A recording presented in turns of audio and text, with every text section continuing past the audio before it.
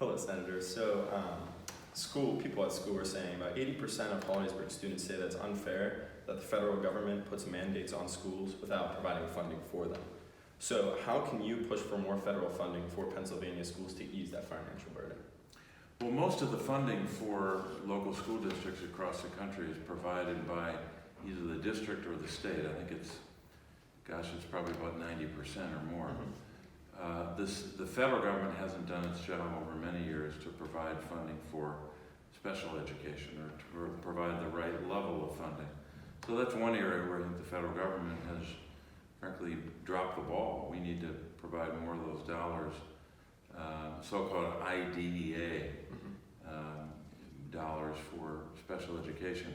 That's one area where I think we could invest more. I hope as well that we don't go down the path that some want to take, which is to pull the federal government even further out of the business of public education. And that's a real danger with some ideologues here in Washington who would want to pull us away from that. I also think the federal government can be helpful, though, in the context of local schools by enacting policies that will make them safer, whether that's common sense gun measures to reduce the likelihood that you're going to have more mass shootings. Actually, I have a question for you about that as well. Okay. Sorry. About 93% of Hollidaysburg students say that having a security officer is essential for safety in school.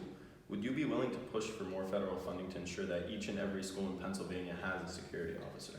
I think that's critical, but it's not going to be nearly enough if we allow a circumstance to persist that we have in the United States of America, which is very dangerous people can get guns on a regular basis. That's just the harsh reality. And unless we start passing measures that will reduce the likelihood that someone who should not have a gun, who's very dangerous, in some cases not stable or prone to violence, if those kinds of people are going to continue to have access to a gun because we have such wide open avenues for them to get a gun and to bring harm to people, we're going to have problems. And a security officer won't always be the answer. We got to make sure that we have measures that reduce the likelihood. Give you an example. Background checks, for example, are supported by more than 90% of the American people. We need to get a vote on that in the U.S. Senate. That's one of the best things we could do. Secondly, we should make sure that, and this has some Republican support here, but not enough yet. If someone is a threat to their community and people around them, their family members and others, friends know that, we ought to have a process in place where you can go before a judge who's a neutral arbiter who can be presented with evidence about that individual and the danger they pose, and they can have a ruling by the judge that will take away a gun from a very dangerous, a demonstrably dangerous individual we know from the record. They're called extreme risk protection orders. Senator Lindsey Graham from South Carolina, the chairman of the Judiciary Committee, has said he's in favor of those kinds of provisions. So what we've got to do here is take the steps that will reduce the likelihood that someone shows up on a school property with a very powerful, high-powered weapon with unlimited ammunition, where they can do pretty much whatever they want if they're in that circumstance. But doesn't that that's a larger process, though, to be able to pass the law and get that to go through? Yeah. So what are some things that we can do, like, I guess, more short time period to ensure that safety in school? Well, we've got to do that at both the federal and state level, and state government plays a big role in this. But I think at the federal level, we just got to focus on opportunities where we can provide some resources. But the big issue is, how do you stop that person from being at the school to begin with? Yes. And that's the horrific circumstance we had at Sandy Hook Elementary School in Connecticut. That's the same issue we had in Parkland. Why was there not a measure in place to prevent that person? Yes. Yeah. So this is a personal question for me because I've been through the college admission process and stuff like that. Right. So what is your opinion on the rising cost of college tuition, and how do you think that we can tackle the issue? About 59% of Hollidaysburg students said that public colleges should be tuition free, and 74% said there should be a price ceiling set on the cost of tuition. Well, it's personal to me too. My fourth daughter, we have 4 daughters, my wife Teresa and I, and our youngest is just finishing college, so we've been through a lot of tuition bills over a lot of years. One of the best things the federal government can do is really simple. Not a magic wand, will not eliminate the problem, but will at least be a measure you could pass to get the monthly payment down. And I think for a lot of kind of postgraduate young people coming out of college, getting their first job or trying to get their first job, one of the biggest challenges they have is what they got to pay every month, what they have to pay for food and rent or utilities or whatever. Getting that number down for their loan repayment is critical to that. The way to do it is simple: get the interest rate down.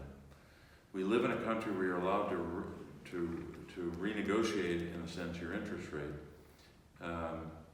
for your home, and have a process you undertake with the bank to get your mortgage interest rate down so your monthly payments are more affordable.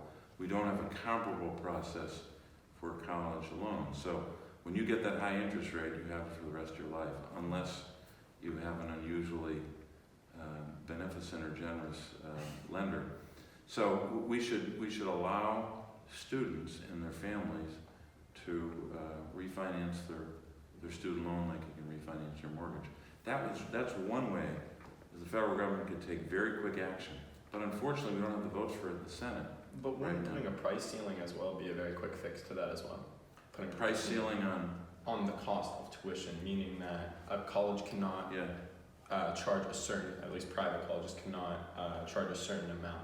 Well, I haven't seen a proposal to do that, so I'd have to take a look at it.